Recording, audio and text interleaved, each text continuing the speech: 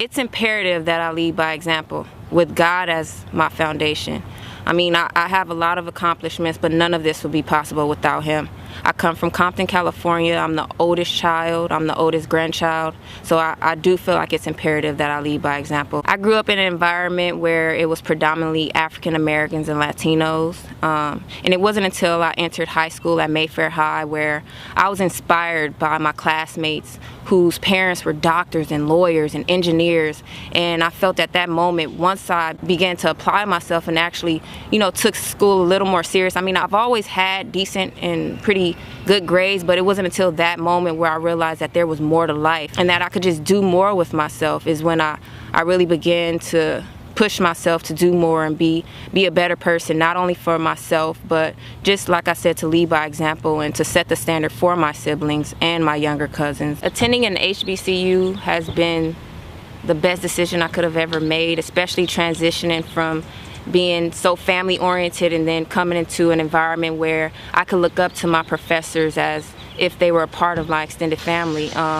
They knew me not by my student ID number, they knew me by my actual name. If I was missing from class, they would reach out to me and make sure everything was okay. You don't find that at your typical or average university, and I appreciate that. I appreciate them just caring for me and loving what they do, and it showed. I had professors who were millionaires that still came back and gave back to their community, and I was in an environment, being in Atlanta, I was in an environment where there were so many African Americans that were just prominent in their fields, and I think that alone has inspired me to be proud of being African American and being proud of being an intelligent African American. As I matriculated through college, I was able to maintain a 4.0 GPA.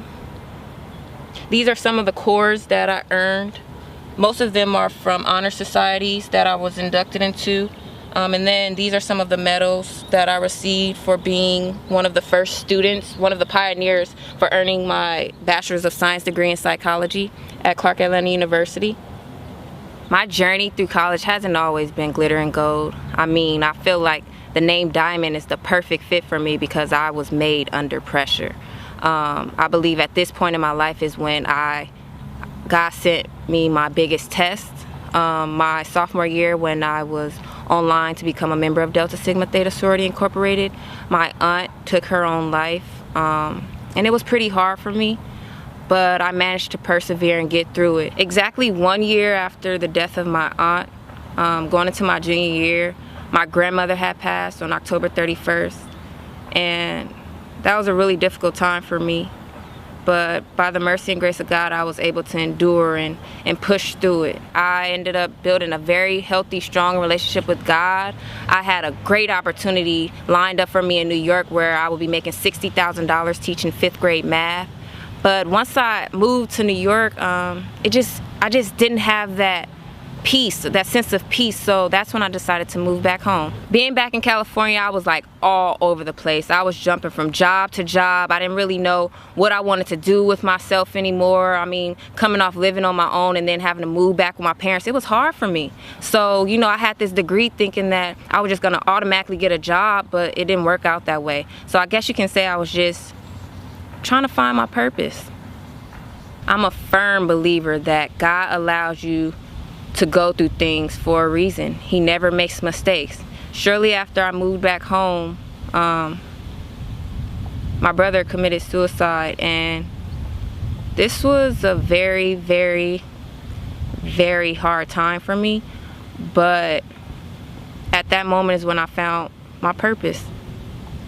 So during this time, I was working as a high school physics and chemistry teacher, and it was at this moment, like, I felt so miserable there, and I felt like I was a disservice to the students. Although I did build a pretty good relationship with some of them, it just wasn't where my heart was. And it was at that exact moment that I knew my purpose in life was to be a clinical psychologist.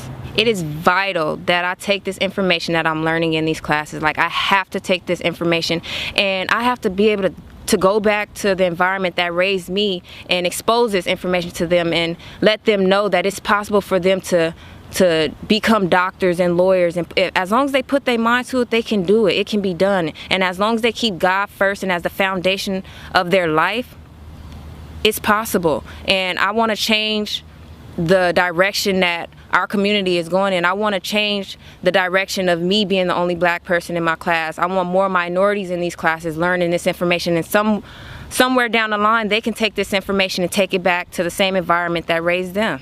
One scripture that I live by is Philippians 4:13.